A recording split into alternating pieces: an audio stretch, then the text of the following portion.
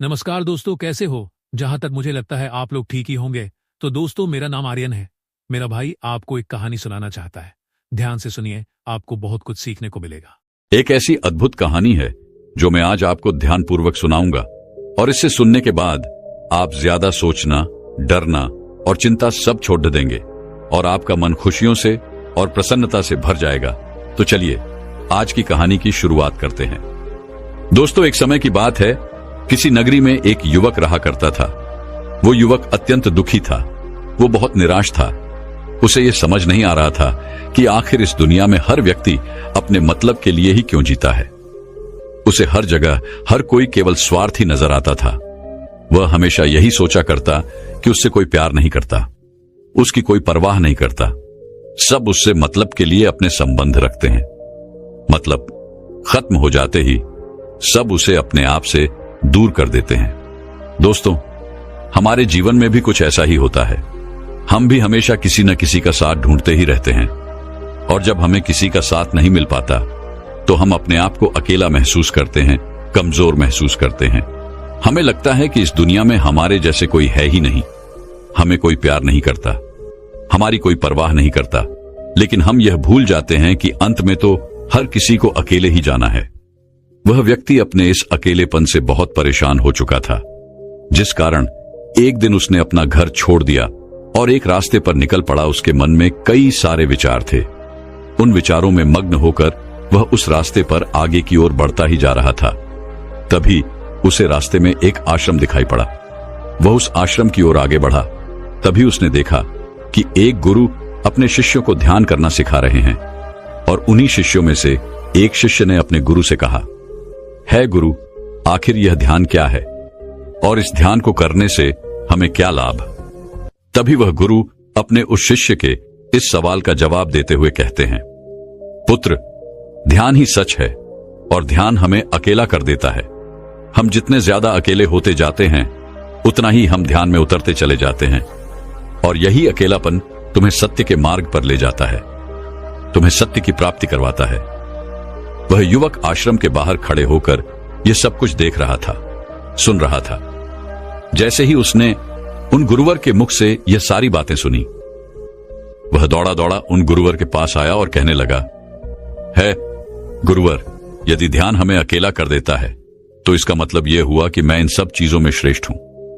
आप तो ध्यान का सहारा लेकर अकेले होते हैं, लेकिन मैं तो ऐसे ही अकेला हूं। मेरा ऐसा कोई नहीं है जिसे मैं अपना कह सकूं, जो मेरी परवाह करता हो, जो मेरा ख्याल रखता हो, और मैं अपनी राह पर अकेला ही चलता चला जा रहा हूं। उस व्यक्ति की ये सारी बातें सुनकर उन गुरुवर ने उस व्यक्ति को ध्यानपूर्वक देखा और उसके बाद उससे कहते हैं, भंते, अगर तुम अकेले हो तो तुम्हारे पीछे तुम्हारा पूरा परिवार, तुम्हारे मित्र, तुम्हारे शत्रु, तुम्हारे सगे संबंधी, इन सब को लेकर तुम कहां जा रहे हो? उन गुरुवर के मुख से यह बात सुनकर वह व्यक्ति चौंक उठा और उसने तुरंत ही पीछे मुड़कर देखा तो वहां पर कोई नहीं था। तभी वह उन गुरुवर से कहता है गुरुवर, कौन है मेरे पीछे? कोई तो नहीं, न मेरे परिवार वाले, न मेरे मित्र, न मेरे शत्रु, और न ही मेरे सगी संबंधी। मैं तो सबको पीछे छोड़ आया हूं, क्योंकि कोई मुझे नहीं पूछता, कोई मेरी परवाह नहीं करता, कोई मेरा ख्याल तक नहीं रखता, यहां तक कि मेरी कोई आवाज तक नहीं सुनना चाहता। लेकिन जब किसी के ऊपर कोई समस्या आती है तो वह मुझे अवश्य याद करता है, पर बाकी समय पर वह मुझे पूछते तक नहीं। उन्हें यह तक खबर नहीं होती कि मैं किस हाल में हूं, मैं जिंदा भी हूं या नहीं। उन सबको इन सब चीजों से कोई फर्क नहीं पड़ता। उन गुरुवर ने उस व्यक्ति की यह सारी बातें ध्यानपूर्वक सुनी और उसके बाद उस युवक से कहते हैं, भंते, तुम सही कह रहे हो, लेकिन जब तक तुम इन सभी को छोड़कर नहीं आते तब तक तुम भला अकेले कैसे हो सकते हो? वह व्यक्ति एक बार फिर से आश्चर्यचकित होकर पीछे मुड़कर देखता है और फिर उन गुरुवर से कहता है गुरुवर, यहां पर तो कोई नहीं है, मैं अकेला ही यहां पर आया हूं। लग रहा है कि आप मेरा मजाक उड़ा रहे हैं। मेरे पीछे कोई नहीं है, आप खुद देख सकते हैं, तो फिर आप ऐसा क्यों कह रहे हैं कि जाओ और इन्हें छोड़कर आओ? जब मेरे साथ कोई है ही नहीं तो मैं भला उन्हें कहां छोड़ूं, कैसे छोड़ूं? उस युवक की ये सारी बातें सुनकर वह गुरुवर मुस्कुराने लगे और उस युवक से कहते हैं, भंते, आखिर तुम मुझसे क्या चाहते हो? इस पर वह युवक उन गुरुवर से कहता है, है गुरुवर, मैं आपका शिष्य बनना चाहता हूं। मुझे कोई साथी चाहिए। मुझे अपना शिष्य बना लीजिए। मैं जीवन भर आपका आभारी रहूंगा। उस युवक की यह बातें सुनकर उन गुरुवर ने कहा, भंते, तुम चाहो तो यहां पर 1 महीने रह सकते हो। उसके बाद ही मैं यह निर्णय कर पाऊंगा कि क्या मुझे तुम्हें अपना शिष्य बनाना चाहिए या फिर नहीं। लेकिन तुम्हें मेरी एक बात माननी होगी। तुम्हें इन 30 दिनों के अंदर ध्यान का अभ्यास करना होगा। अगर तुम ये कर सकते हो तो तुम यहां पर अगले 1 महीने के लिए रुक सकते हो, अन्यथा तुम्हारे लिए यहां पर कोई जगह नहीं। उस व्यक्ति ने काफी सोच विचार कर उन गुरुवर से कहा, है गुरुवर, आप जैसा कहेंगे मैं वैसा ही करूंगा। आप चाहते हैं कि मैं इन 30 दिनों में ध्यान का अभ्यास करूं, तो मैं यह करने के लिए तैयार हूं। उस व्यक्ति ने उन गुरुवर की बात मान ली और आश्रम में ही रुक गया। अगले दिन सुबह सुबह वह गुरुवर उस व्यक्ति के पास आए और उस व्यक्ति से कहने लगे, भंते, तुम किससे बात कर रहे हो? तुम्हारा ध्यान कहां है? इस पर वह व्यक्ति जवाब देते हुए कहता है गुरुवर, मेरे साथ तो कोई नहीं है। मैं भला किससे बात करूंगा? मैं तो अकेला हूं।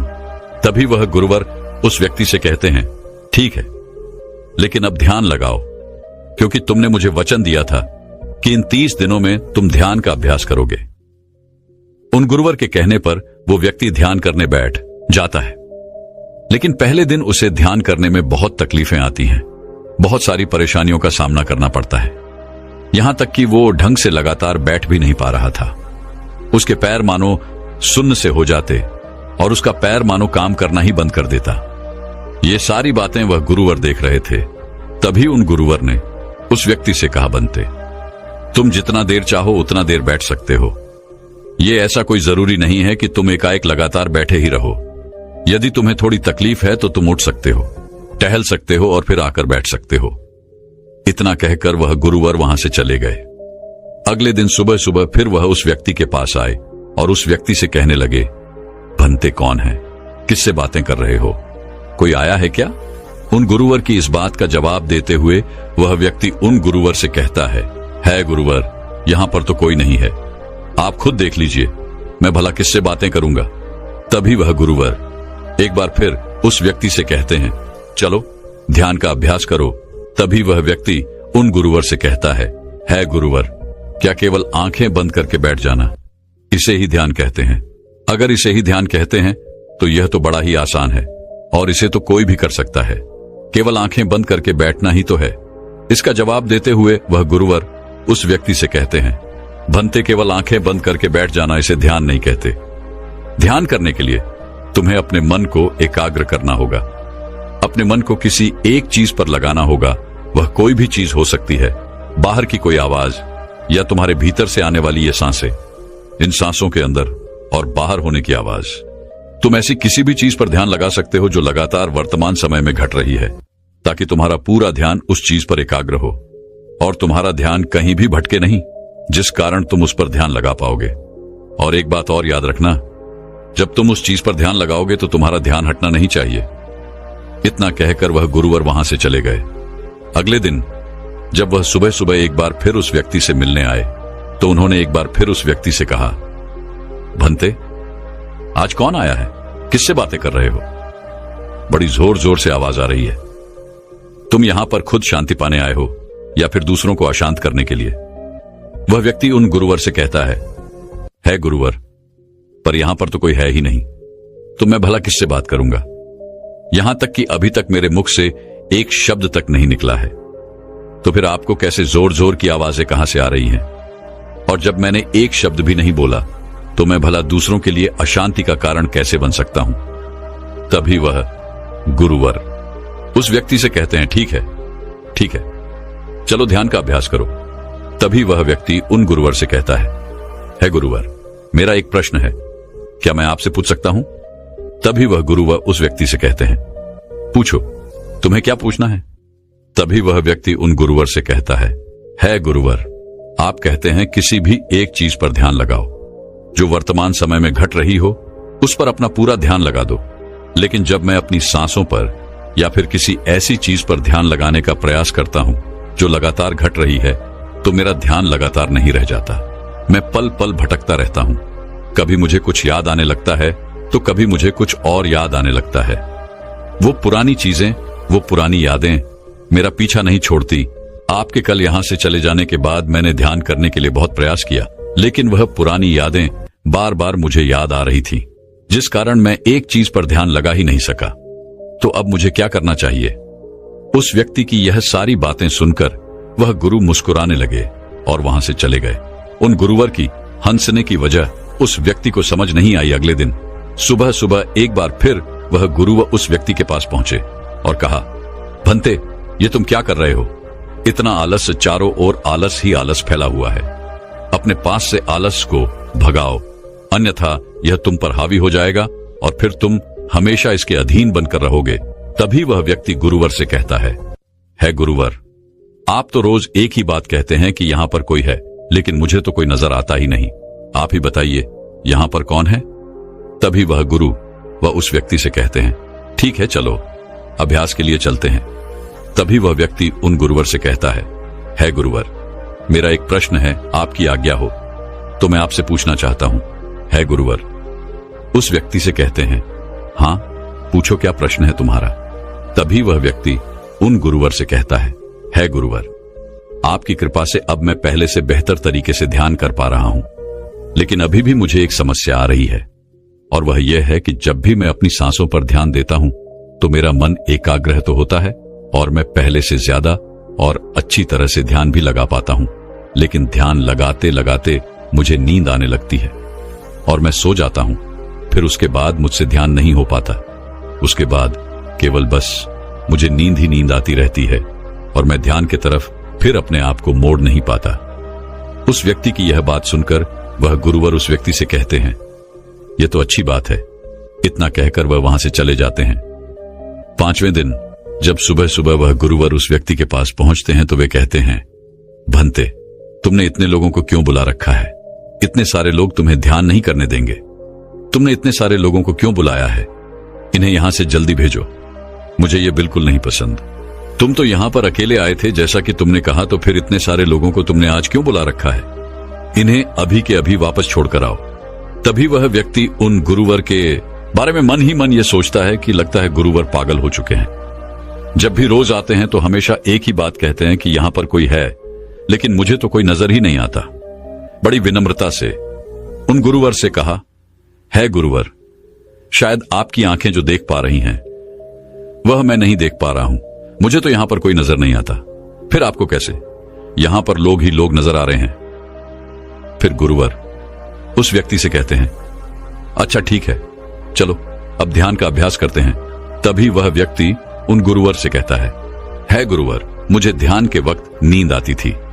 जैसा कि मैंने आपको बताया था, उस पर तो मैंने नियंत्रण पा लिया, लेकिन अब जब भी मैं ध्यान करने बैठता हूं, किसी एक चीज पर अपना ध्यान केंद्रित करता हूं, तो मेरे मन में विचारों का सैलाब होता है। मानो विचारों की बाढ़ सी आ जाती है। इतने विचार तो आंख खोलकर भी मैंने कभी नहीं देखे होंगे, जितने की आंखें बंद करने के बाद मुझे नजर आते हैं। और इन विचारों में कुछ ऐसे विचार भी मेरे मन में आते हैं जिनके बारे में आज तक मैंने सोचा तक नहीं है। मुझे उनके बारे में कुछ भी नहीं पता। ये सब क्यों हो रहा है गुरुदेव? उन गुरुवर ने उस व्यक्ति की यह बात सुनकर उस व्यक्ति से कहा, अच्छा ऐसा हो रहा है। इतना कहकर वह गुरुवर वापस चले गए। अगले दिन सुबह सुबह वह गुरुवर एक डंडा लेकर उस युवक के पास पहुंचे और एक डंडा जड़ते हुए उस युवक से कहते हैं, मैंने तुम्हें पहले ही कहा है, इतने सारे लोग मुझे पसंद नहीं, तुम्हें इन्हें छोड़कर आना होगा। आखिर तुम रोज रोज इन्हें क्यों ले आते हो? इतनी भीड़ इकट्ठा करके तुम्हें क्या लाभ? आज के बाद यह यहां पर नहीं आने चाहिए। इस बात का ख्याल रखना। यदि आज के बाद यहां पर कोई भी नजर आया और तुम्हारी बक बक मुझे सुनाई पड़ी, तो मैं तुरंत ही तुम्हें इस आश्रम से निकाल दूंगा। तभी वह व्यक्ति बड़ी विनम्रता से उन गुरुवर से कहता है गुरुर, मुझे तो यह समझ नहीं आता कि मुझे कोई नजर ही नहीं आता, लेकिन आप रोज एक ही बात कहते हैं कि यहां पर मैंने भीड़ इकट्ठी कर रखी है। जिन लोगों को भी मैंने लाया है उन्हें मुझे छोड़कर आना होगा, लेकिन मैं आपसे हर रोज एक ही बात कहता हूं कि मुझे कोई नहीं नजर आता, ना ही मुझे कोई यहां पर दिखाई पड़ता है और ना ही मैं अपने मुख से एक शब्द भी निकालता हूं, लेकिन फिर भी आप कहते हैं कि आपको लोगों की आवाजें सुनाई पड़ रही हैं।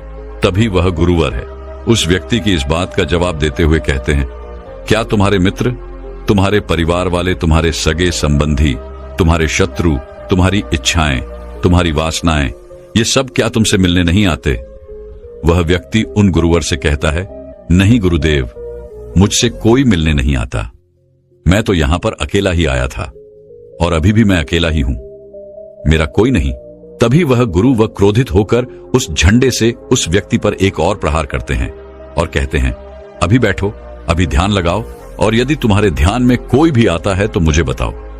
वह व्यक्ति उन गुरुवर की बात मान लेता है और तुरंत ही ध्यान करने बैठ जाता है। कुछ देर तक तो वह काफी शांत रहता है, लेकिन कुछ देर बाद ही वह उन गुरुवर से कहता है गुरुदेव, मेरा भाई मुझसे मिलने आया है, साथ में मेरे पिताजी भी हैं। दोनों बहुत दुखी हैं क्योंकि मैं उन्हें छोड़कर यहां जो चला आया हूं। मेरे भाई की तबीयत भी कुछ ठीक नहीं लग रही। वह मुझे बुला रहे हैं। मेरे बड़े भाई की पत्नी अर्थात मेरे भाभी मेरे बड़े भाई के साथ अच्छा व्यवहार नहीं कर रही, और तो और मेरी प्रेमिका भी आई हुई है। वह मुझसे पूछ रही है कि क्या तुम मुझसे शादी करोगे या फिर मैं किसी और से शादी कर लूं। वह भी बहुत दुखी नजर आ रही है। और इतना ही नहीं, मेरे कुछ मित्र भी पीछे खड़े हैं जिनसे मैंने कुछ कर्ज लिए थे। आज वो मुझसे अपना कर्जा मांगने आए हैं, मुझे धोखेबाज कह रहे हैं, मुझे अपशब्द बोल रहे हैं, और वो साथ में मेरे कुछ शत्रुओं को भी लाए हैं। लेकिन मेरे शत्रु मुझे मारना नहीं चाहते। वह तो यह कह रहे हैं कि तू तो पहले से ही मरा हुआ है, तुझे और क्या मारना। इतना कहकर वह व्यक्ति कुछ देर के लिए शांत हो गया, लेकिन उसी के बाद फिर कुछ देर बाद वह एक बार फिर से उन गुरुवर से कहने लगा है, गुरुवर, अब मेरे पास एक बहुत बड़ा घर है, इसे मैंने खरीद लिया है। मैं, मेरे पिता, मेरी माता, मेरा भाई, मेरी भाभी सभी इसमें बहुत मिलजुल के रह रहे हैं। हम बहुत खुश हैं। मैं अब अपने मित्रों से अत्यधिक अमीर हूं। मेरे पास बेशुमार धन दौलत है, और तो और मैंने अपनी प्रेमिका से शादी भी कर ली है और इसका जश्न मना रहे हैं। इतना कहकर वह व्यक्ति एक बार फिर शांत हो गया और फिर कुछ देर बाद और फिर एक बार उन गुरुवर से कहता है गुरुवर, मुझे कोई मारने का प्रयास कर रहा है। लगातार वो मुझ पर प्रहार कर रहा है। मैं उसका चेहरा देखने का प्रयास कर रहा हूं, लेकिन मुझे उसका चेहरा नजर नहीं आ रहा।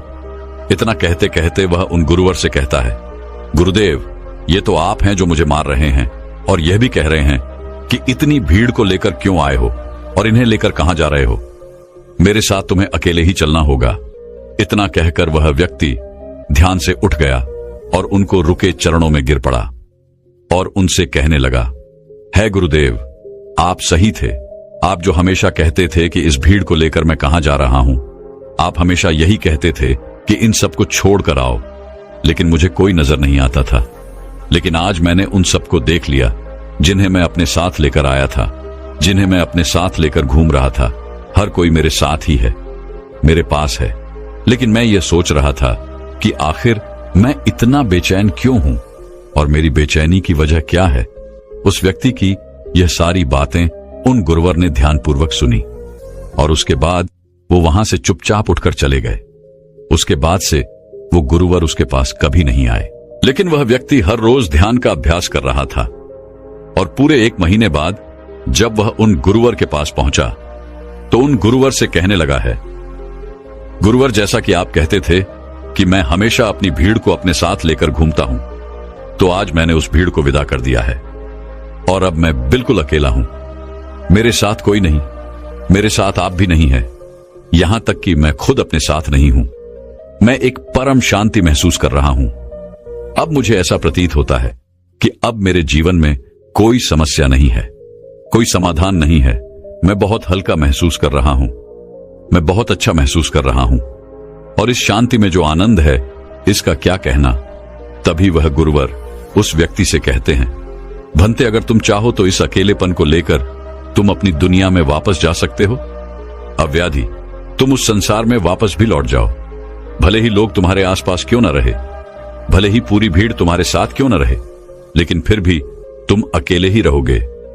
फिर चाहे वह तुम्हारे रिश्तेदार हो, सगे संबंधी हो, परिवार वाले हो, तुम्हारे मित्र, तुम्हारे शत्रु, तुम्हारी भावनाएं या फिर तुम्हारी प्रेमिका, इन सब के साथ रहकर भी तुम पूर्ण रूप से अकेले ही रहोगे।